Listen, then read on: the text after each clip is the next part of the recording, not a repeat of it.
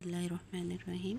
আজকে আমি আপনাদের সামনে হাজির হলাম ঝাল বিরিয়ানি রান্না করব গরুর মাংস দিয়ে। আপনারা সম্পূর্ণ প্রসেসটা দেখতে থাকুন, তাহলেই বুঝতে পারবেন। আসলে হচ্ছে আজকে এটা আমরা নিজেদের ঘরের জন্যই তৈরি করতেছি, তবে এটা প্যাকেট মশলা দিয়ে করতেছি। যারা একদমই বিরিয়ানি রান্না করতে অনেক বেশি ভয় পান যে কীভাবে বিরিয়ানি রান্না করব, অনেক ঝামেলা, আমি একদমই শর্টকাটভাবে বিরিয়ানিটা রান্না করেছি। কারণ আমি নিজেও কিন্তু নতুন ছিলাম তখন আমারও অনেক ভয় লাগতো যে বিরিয়ানি কীভাবে রান্না করব, এটা আসলে অনেক কঠিন ব্যাপার।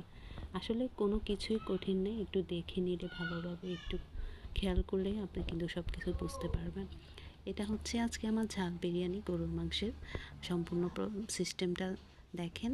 সামনে আমার হাজব্যান্ড বিরিয়ানি রান্না করবে, সেটাও আপনারা দেখবেন। তবে আমার থেকে আমার হাজব্যান্ড অনেক বেশি পারফেক্টভাবে বিরিয়ানি রান্না করে, একদম পরিমিত সব কিছু মেনটেন করে। তা আমি যেভাবে রান্না করতেছি এটা আমার সিস্টেম। ভালো লাগলে অবশ্যই আমার চ্যানেলটাকে সাবস্ক্রাইব করবেন এবং লাইক করে যাবেন, যেন আমি আরও ভালো ভালো রেসিপি আপনাদেরকে উপহার দিতে পারি।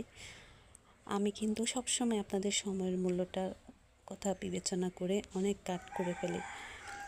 আচ্ছা, আজকে আপনাদের সাথে একটা মজার, আমার ফ্যামিলির একটা মজার ফানি টাইম শেয়ার করব। সেটা হচ্ছে আমার শ্বশুর প্রায় 95 বছর হয়ে গেছে।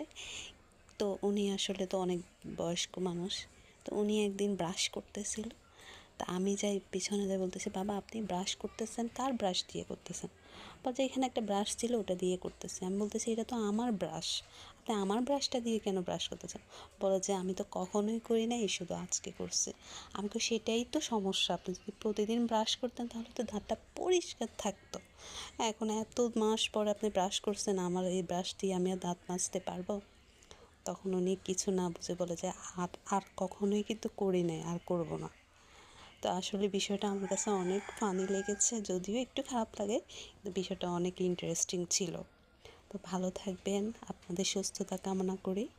আজকের বিরিয়ানিটা যখন পানি শুকিয়ে আসছিল, তখন আমি এটাতে কেওড়া জল আর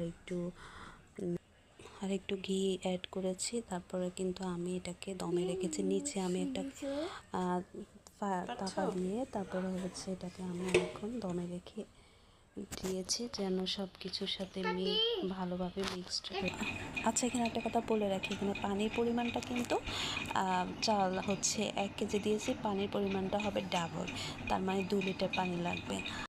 সর্বশেষে একটা কথাই বলতে চাই, সবাই সবার জন্য দোয়া করবেন, ভালো থাকবেন। আল্লাহ হাফেজ।